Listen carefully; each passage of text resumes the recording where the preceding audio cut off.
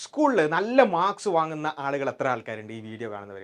ഇനി നിങ്ങൾ വാങ്ങുന്നുണ്ടെങ്കിലും ഇല്ലെങ്കിലും നിങ്ങളുടെ സ്കൂളിലുള്ള ടോപ്പേഴ്സിന് ഈ വീഡിയോ നിങ്ങൾ നിർബന്ധമായിട്ട് ഷെയർ ചെയ്യണം. കാരണം എന്താണെന്ന് ചോദിച്ചാൽ എനിക്ക് സംസാരിക്കാനുള്ളത് സ്കൂളിൽ നല്ല മാർക്സ് വാങ്ങുന്ന ആളുകളോടാണ്. സ്കൂളിലും അതുപോലെ തന്നെ പല കോമ്പറ്റീഷൻസിലൊക്കെ ഫസ്റ്റ് എത്തുന്ന ആളുകളോടാണ് എനിക്ക് കുറച്ച് കാര്യങ്ങൾ സംസാരിക്കാനുള്ളത്. ഓക്കെ, അപ്പോൾ നിങ്ങളുടെ ടോപ്പേഴ്സ് ആയിട്ടുള്ള ഫ്രണ്ട്സിന് എല്ലാവർക്കും ഇത് ഷെയർ ചെയ്യുകയും കൂടി ചെയ്യാം കേട്ടോ. ഓക്കെ, അപ്പോൾ ഞാനൊരു ചെറിയൊരു കേസ് പറയാം. 2 കളിയാണ്. ഓക്കെ. ഒരു കളി നിങ്ങളുടെ നിങ്ങളുടെ സ്കൂളിൻ്റെ മുമ്പിലുള്ള ഗ്രൗണ്ടിലോ അല്ലെങ്കിൽ നിങ്ങളുടെ വീടിൻ്റെ അടുത്തുള്ള ഫീൽഡിലൊക്കെ നടക്കുന്ന ഒരു ചെറിയൊരു കളി. ആ ഫുട്ബോൾ ആ ഫുട്ബോൾ മത്സരത്തിൽ ആ ഒരു ഫുട്ബോൾ മാച്ചിൽ നിങ്ങൾ എന്ത് ചെയ്യാണ്? 3 ഗോൾ അടിക്കുക. 3 ഗോൾ അടിക്കാൻ. ഓക്കെ. അപ്പോൾ നിങ്ങൾക്ക് ഭയങ്കര സന്തോഷമൊക്കെ ഉണ്ടാവും. തീർച്ചയായും നല്ല സന്തോഷമൊക്കെ ഉണ്ടാവണം.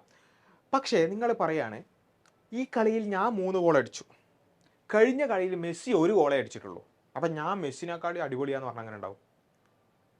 അതെങ്ങനെയാണ്? നമ്മളെല്ലാവരും ചിരിക്കും അല്ലേ? കാരണം എന്താ? നമ്മൾ കളിച്ചത് ആരോടാ? നമ്മളെപ്പോലെയുള്ള വളരെ ചെറിയ അത്ര വലിയ പ്രൊഫഷണൽ കളിക്കാരൊന്നും അല്ലാത്ത ആളുകളോട് മത്സരിച്ചിട്ടാണ് നമ്മൾ 3 ഗോൾ നേടിയത് അല്ലേ? മെസ്സി കളിച്ചത് ആരോടാ?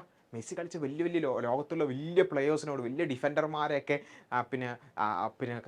തകർത്ത് കളഞ്ഞ് വലിയ വലിയ ഗോളിമാരെയൊക്കെ അവരുടെ ഗോൾ വലയം ഇല്ലാതാക്കിക്കൊണ്ട് എന്ത് ചെയ്യാണ്?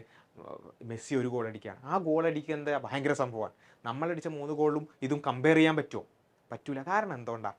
എന്തുകൊണ്ടാണ് നമുക്ക് കമ്പയർ ചെയ്യാൻ പറ്റാത്തത്? നമ്മൾ മത്സരിക്കുന്നത് നമ്മളെപ്പോലെയുള്ള വളരെ ലോ ലെവലിലുള്ള ആൾക്കാരോടാണ്. മെസ്സി മത്സരിക്കുന്നത് ഹൈ ലെവലിലുള്ള ആളുകളോടാണ്. ഇപ്പോൾ മെസ്സി എങ്ങാനും നമ്മുടെ സ്കൂൾ ഗ്രൗണ്ടിൽ വന്നിട്ട് മത്സരിച്ചിട്ടുണ്ടെങ്കിൽ എന്തായിരിക്കും അവസ്ഥ? പിന്നെ 1000:1 എന്നൊക്കെ ആയിരിക്കും അല്ലേ ഗോളിൻ്റെ ഒരു അവസ്ഥ അല്ലേ? ഒരു മെസ്സി ചിലപ്പോൾ 100 ഗോൾ അടിക്കുന്നുണ്ടാവും. ഒരു 10 മിനിറ്റ് കൊണ്ട് 100 ഗോൾ അടിക്കുന്നുണ്ടാവും. അപ്പോൾ അത്രയും. അപ്പോൾ അതിൻ്റെ അർത്ഥം എന്താണെന്ന് ചോദിച്ചാൽ നമ്മൾ ആരോടാണ് മത്സരിക്കുന്നത് നമ്മൾ അറിയണം അല്ലേ? നമ്മൾ ഈ സാധാരണ നമ്മുടെ പോലെയുള്ള കുട്ടികളോട് മത്സരിച്ചിട്ട് നമ്മൾ 3 ഗോൾ നേടുന്നതും മെസ്സി വലിയ കളിക്കാരോട് മത്സരിച്ചിട്ട് 1 ഗോൾ നേടുന്നതും തമ്മിൽ നല്ല വ്യത്യാസമുണ്ട്. അപ്പോൾ ഇതുപോലെയാണ് പലപ്പോഴും നമ്മുടെ ക്ലാസ്സിലുള്ള പെർഫോമൻസ് വെച്ചിട്ട് നമ്മളുടെ വിചാരം. ഇപ്പോൾ ഇവിടെ ഗോൾ അടിച്ച കുട്ടി വിചാരിക്കുകയാണെങ്കിൽ ഞാനാണ് ഏറ്റവും വലിയ കളിക്കാരൻ, ഞാനാണ് ഈ ലോകത്ത് ഏറ്റവും വലിയ കളിക്കാരൻ എന്ന് വിചാരിച്ചാൽ അങ്ങനെ എല്ലാ ദിവസവും അവന് ഹാട്രിക് അടിക്കുന്നുണ്ട്. അപ്പോൾ ഞാനാണ് ലോകത്തുള്ള ഏറ്റവും വലിയ കളിക്കാരൻ എന്ന് വിചാരിച്ചാൽ അങ്ങനെ ഉണ്ടാവും.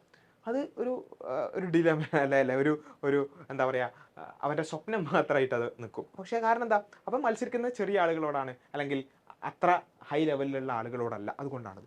ഇതേപോലെ തന്നെയാണ് നമ്മൾ പലപ്പോഴും നമ്മുടെ സ്കൂളിൽ ടോപ്പർ ആവുന്നുണ്ട്. നമ്മൾ ടോപ്പർ ആകുമ്പോൾ നമ്മൾ വിചാരിക്കും ഞാനാണ് അടിപൊളി, ഞാനിപ്പോൾ എപ്പോഴും ഫസ്റ്റ് റാങ്കാണ്, ഞാനെപ്പോഴും ഫസ്റ്റ് 5-ലുണ്ട്, അല്ലെങ്കിൽ ഞാനെപ്പോഴും ടോപ്പ് 10-ലുണ്ട് എന്നൊക്കെ പറയുന്ന ആൾക്കാരുണ്ടാവും അല്ലേ? പക്ഷേ നമ്മൾ മനസ്സിലാക്കേണ്ടത്, നമ്മൾ ആരോട് മത്സരിച്ചിട്ടാണ് ടോപ്പ് 10 എത്തിയത്? നമ്മൾ നമ്മുടെ ക്ലാസ്സിൽ മത്സരിച്ചിട്ട്, അല്ലെങ്കിൽ നമ്മുടെ സ്കൂളിലുള്ള എല്ലാവരോടും മത്സരിച്ചിട്ടാണ് നമ്മൾ എന്ത് ചെയ്തത്? ടോപ്പ് 10-ലും അല്ലെങ്കിൽ ഫസ്റ്റ് റാങ്കൊക്കെ എത്തിയത്. നമ്മുടെ സ്കൂളിൽ അത്യാവശ്യം കുഴപ്പമില്ലാതെ പഠിക്കുന്ന കുട്ടികളൊക്കെ ഉണ്ടാവും. പക്ഷേ അവരെന്ന് പറയുന്നത് ആ ഒരു ചെറിയൊരു സർക്കിളിലുള്ള ആളുകളാണ് അല്ലേ? പക്ഷേ നിങ്ങളൊന്ന് ആലോചിച്ച് നോക്കുക, ജെഇ മെയിൻസിൽ അല്ലെങ്കിൽ ജെഇ അഡ്വാൻസിലൊക്കെ ഫസ്റ്റ് റാങ്ക് വാങ്ങുന്ന ആളുകളുടെ പോസ്റ്റേഴ്സൊക്കെ നമ്മൾ പറയുകയാണ് അവരും ഫസ്റ്റ് റാങ്കാണ്, ഞാനും ഫസ്റ്റ് റാങ്കാണ്, ഞാനും അടിപൊളിയാണ്, അവരും അടിപൊളിയാണെന്ന് പറഞ്ഞാൽ അങ്ങനെ ഉണ്ടാവും? അത് തീരെ ശരിയല്ല അല്ലേ? കാരണം എന്താ? നമ്മൾ മത്സരിക്കുന്നത് നമ്മുടെ സ്കൂളിലുള്ള കുറച്ച് ആൾക്കാരോട് മാത്രമാണ്. ഇവർ മത്സരിക്കുന്നത് ഇന്ത്യയിലുള്ള മുഴുവൻ ആളുകളോടുമാണ് അല്ലേ? ഇന്ത്യയിലുള്ള ജെഇ എഴുതുന്ന എല്ലാവരോടും മത്സരിച്ചിട്ടാണ് ഇവർ ഫസ്റ്റ് റാങ്ക് വാങ്ങുന്നത്. അപ്പോൾ നമുക്ക് പറ്റുന്നൊരു അബദ്ധമാണ്. നമ്മളൊക്കെ വിചാരിക്കും നമ്മളൊക്കെ നല്ല പഠിപ്പിസ്റ്റുകളാണ്, നല്ല ടോപ്പേഴ്സ് ആണെന്ന് വിചാരിക്കുന്നതിൻ്റെ കാരണം എന്താണെന്ന് ചോദിച്ചാൽ, നമ്മൾ ചെറിയ ആളുകളോട് മത്സരിച്ചിട്ടുള്ളൂ, നമ്മളെപ്പോലുള്ള ആളുകളോട് മത്സരിച്ചിട്ടുള്ളൂ. അപ്പോൾ നമ്മൾ എന്താ ചെയ്യേണ്ടതെന്ന് ചോദിച്ചാൽ, നമുക്ക് ഇങ്ങനെയുള്ള ആളുകളുമായി മത്സരിച്ചിട്ട് വേണം നമ്മളുടെ ലെവൽ എവിടെ ഉണ്ടെന്ന് മനസ്സിലാക്കാൻ.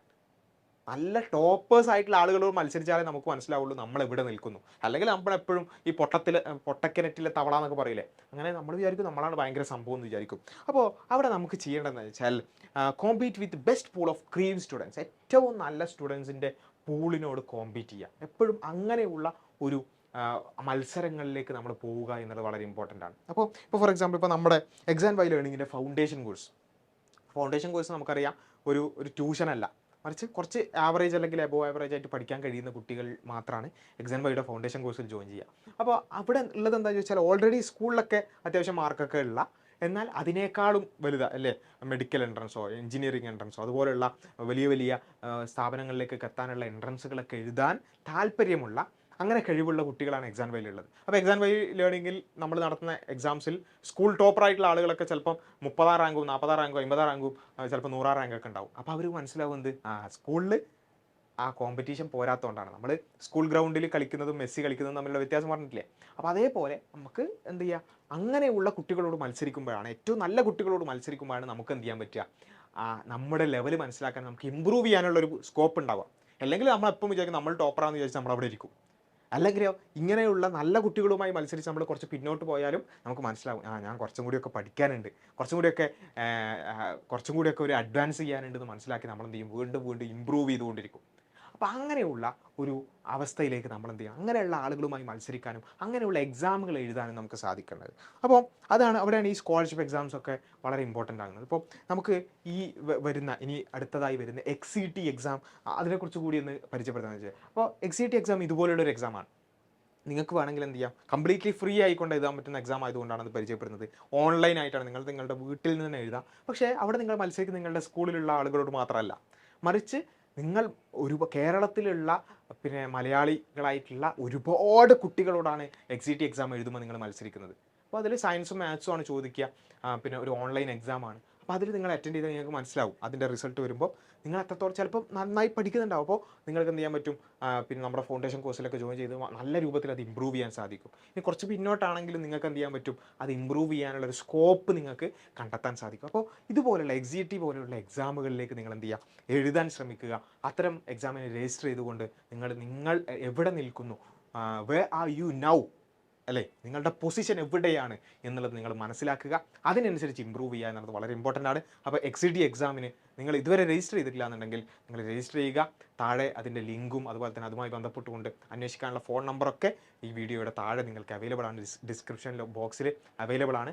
അത് വഴി നിങ്ങൾ എന്ത് ചെയ്യുക, XCT എക്സാമിന് രജിസ്റ്റർ ചെയ്യുക. ഓൺലൈനായി കംപ്ലീറ്റ്ലി ഫ്രീ ആയിക്കൊണ്ട് നിങ്ങൾക്ക് എക്സാം എഴുതാൻ സാധിക്കും. ഏകദേശം 50 ലാഖിന് അടുത്ത് സ്കോളർഷിപ്പ് ഉണ്ട്. ഇത് ഈ ഒരു എക്സാം എന്ന് പറയുന്നത് ഇപ്പോൾ 5, 6, 7, 8, 9 ക്ലാസ്സുകളിൽ പഠിക്കുന്ന കുട്ടികൾക്ക് വേണ്ടിയാണ്. 5, 6, 7, 8, 9 ക്ലാസ്സുകളിൽ ഇപ്പോൾ പഠിച്ചുകൊണ്ടിരിക്കുന്ന കുട്ടികൾക്ക് വേണ്ടിയാണ് ഈ ഒരു എക്സാം നടക്കുന്നത്. ഏകദേശം 50 ലാഖ്സിനടുത്ത് സ്കോളർഷിപ്പുകൾ നമ്മൾ എന്ത് ചെയ്യുന്നുണ്ട്, ഇതിൻ്റെ ഭാഗമായിട്ട് പ്രൊവൈഡ് ചെയ്യുന്നുണ്ട്. അപ്പോൾ നിങ്ങളും കൂടി എഴുതി നോക്കുക, നിങ്ങൾ എവിടെ നിൽക്കുന്നു എന്നറിയാനും നിങ്ങൾക്ക് സ്കോളർഷിപ്പുകൾ നേടാനുള്ള ഒരു അവസരം കൂടിയാണ്. അപ്പോൾ അതിൻ്റെ ലിങ്ക് താഴെ കൊടുത്തിട്ടുണ്ട്.